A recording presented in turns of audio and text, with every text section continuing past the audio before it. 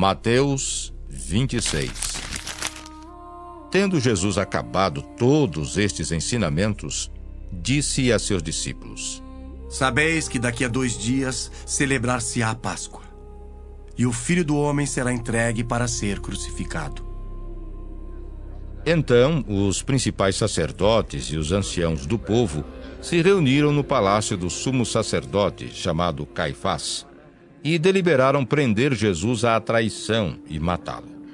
Mas diziam: Não durante a festa, para que não haja tumulto entre o povo.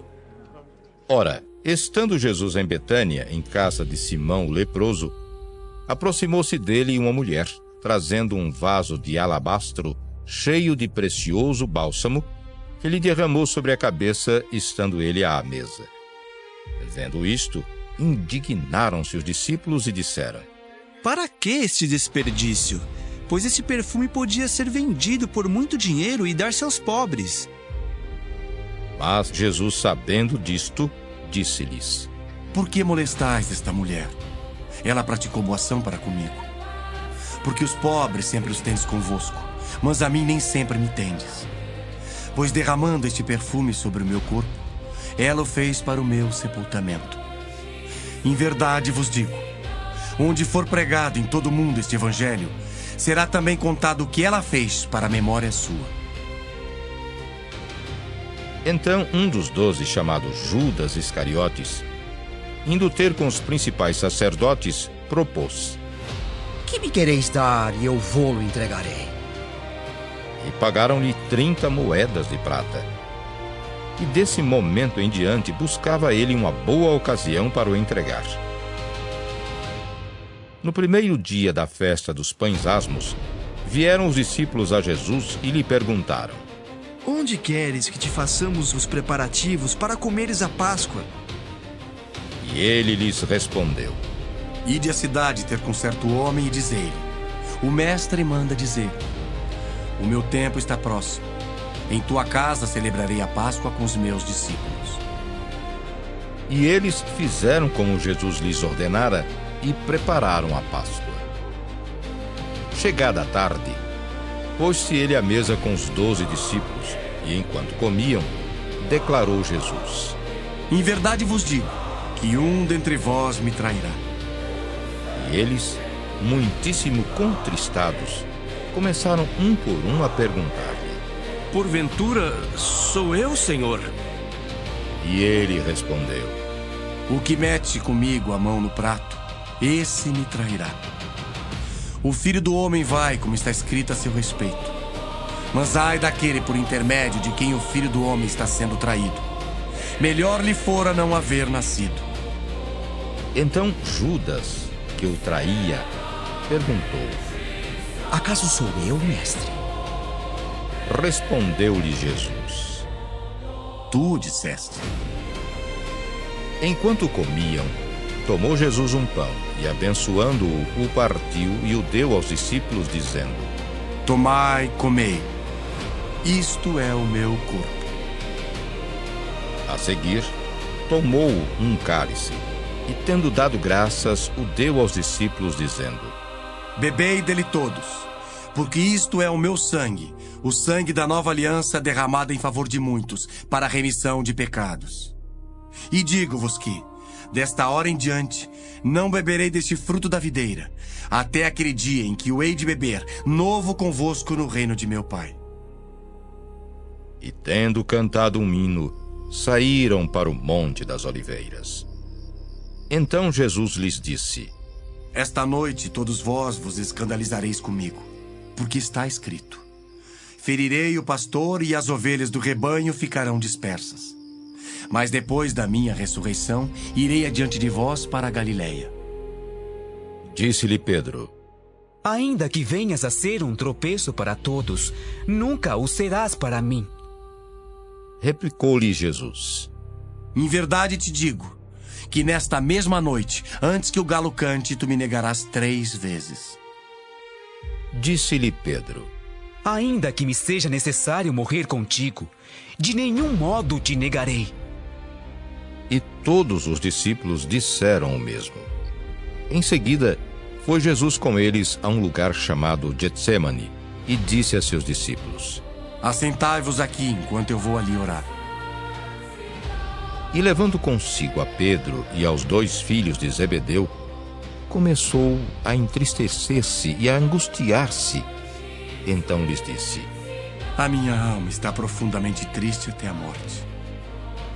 Ficai aqui e vigiai comigo. Adiantando-se um pouco, prostrou-se sobre o seu rosto, orando e dizendo: Meu Pai, se possível, passe de mim este cálice. Todavia, não seja como eu quero, e sim como tu queres.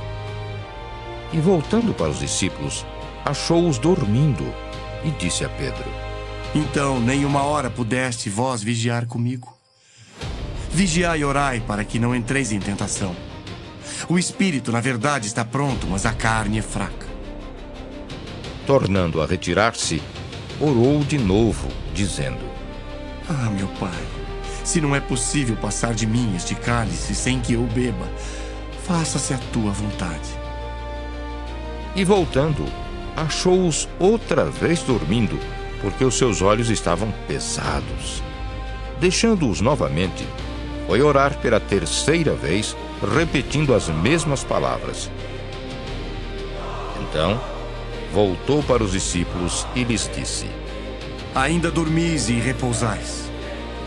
Eis que é chegada a hora e o Filho do Homem está sendo entregue nas mãos de pecadores. Levantai-vos, vamos. Eis que o traidor se aproxima. Falava ele ainda, e eis que chegou Judas, um dos 12, e com ele grande turba com espadas e porretes, vinda da parte dos principais sacerdotes e dos anciãos do povo. Ora, o traidor lhes tinha dado este sinal: Aquele a quem eu beijar é esse, prendei-o. Logo aproximando-se de Jesus, lhe disse: Salve, mestre. E o beijou. Jesus, porém, lhe disse: Amigo, para que vieste? Nisto, aproximando-se eles, deitaram as mãos em Jesus e o prenderam.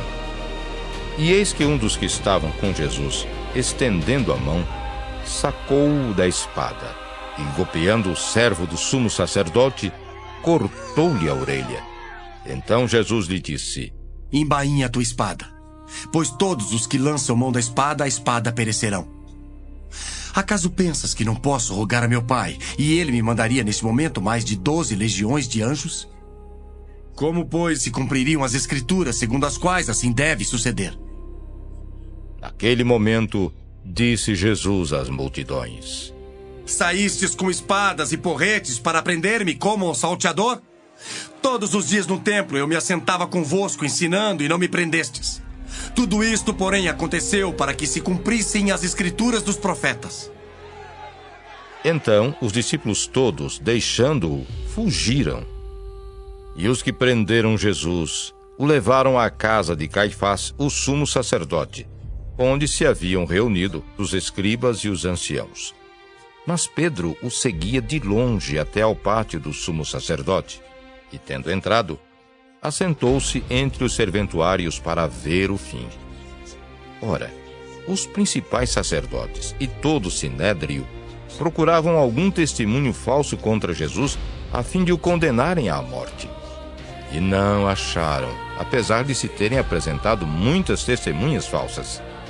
Mas, afinal, compareceram 2 afirmando: Este disse: Posso destruir o santuário de Deus e reedificá-lo em 3 dias. E levantando-se o sumo sacerdote, perguntou a Jesus: Nada respondes ao que estes depõem contra ti? Jesus, porém, guardou silêncio. E o sumo sacerdote lhe disse: Eu te conjuro pelo Deus vivo, que nos diga se tu és o Cristo, o Filho de Deus. Respondeu-lhe Jesus: Tu o disseste. Entretanto, eu vos declaro que, desde agora, vereis o Filho do Homem assentado à direita do Todo-Poderoso e vindo sobre as nuvens do céu. Então, o sumo sacerdote rasgou as suas vestes, dizendo: Blasfemou! Que Que necessidade mais temos de testemunhas? Eis que ouvistes agora a blasfêmia.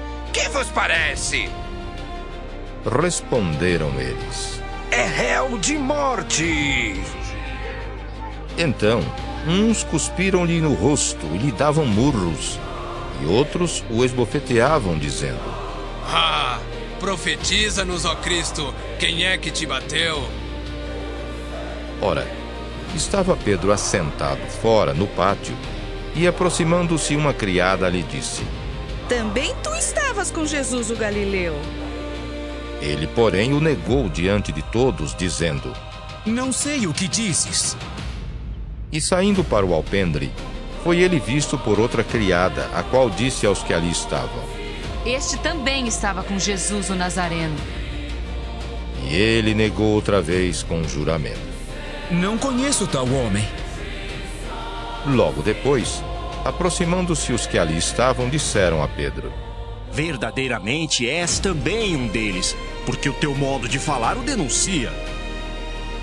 Então começou ele a praguejar e a jurar: Não conheço esse homem. Imediatamente cantou o galo. Então Pedro se lembrou da palavra que Jesus lhe dissera: Antes que o galo cante, tu me negarás 3 vezes. E saindo dali chorou amargamente.